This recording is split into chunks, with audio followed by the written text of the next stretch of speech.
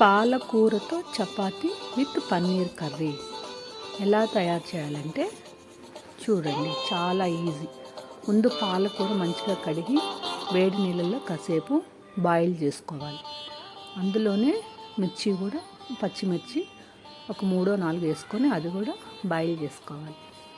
తర్వాత చల్లారబెట్టుకున్న తర్వాత మిక్సీలో ఈ పాలకూర, పచ్చిమిర్చి వేసుకోవాలి. తర్వాత కొంచెం జీలకర్ర వేసి మిక్సీలో రుబ్బుకొని గోధుమ పిండిలో వేసి బాగా కలుపుకోవాలి.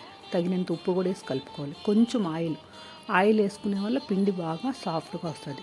వేసి పక్కన పెట్టేసుకోండి. తర్వాత ఇప్పుడు ఏం కర్రీ అంటే పన్నీర్ కర్రీ. ముందు బాండలు పెట్టి ఆయిల్ వేసి అందులో కొంచెము జీలకర్ర, ఉల్లిపాయ, టమోటా వేసి బాగా ఫ్రై అవ్వాలి. కాసేపు బాగా ఫ్రై అయిన తర్వాత క్యాప్సికము సన్న ముక్కలు కట్ చేసుకొని అది కూడా ఫ్రై అవ్వాలి.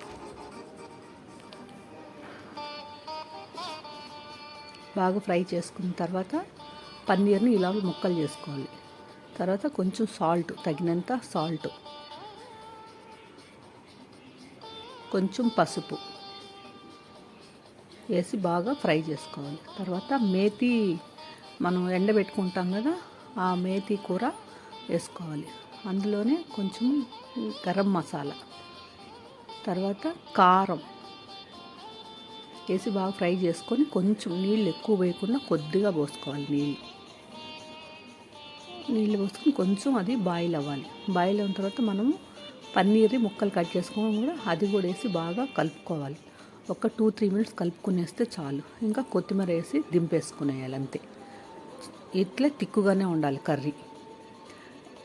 బాగా కలుపుకొని స్టవ్ ఆపేయాలి. తర్వాత ఇప్పుడు మనం పాలకూరతో చపాతీ కలిపి పెట్టుకున్నాం కదా, వాటిని చపాతీలాగా ఒత్తుకొని ఒక్కొక్కటి మనం సేమ్ చపాతీలు ఎలా కాల్చుకుంటామో అలానే కాల్చుకోవాలి.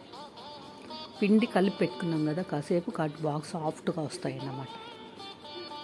మీకు ఎన్ని చపాతీలు కావాలో అన్ని చపాతీలు కాల్చి పెట్టుకోవాలి. తర్వాత ఆ చపాతీల్లో మనం కర్రీ చేసుకున్నాం కదా, అది పెట్టి ఇలా రోల్లాగా చుట్టి లంచ్ బాక్స్కి, టిఫిన్ బాక్స్లో కానీ పెట్టి ఆఫీసులకు కానీ పిల్లల స్కూల్కి కానీ పెట్టినామనుకో ఎంతో ఇష్టంగా తింటారు. చాలా టేస్టీ, హెల్త్కి కూడా చాలా మంచిది.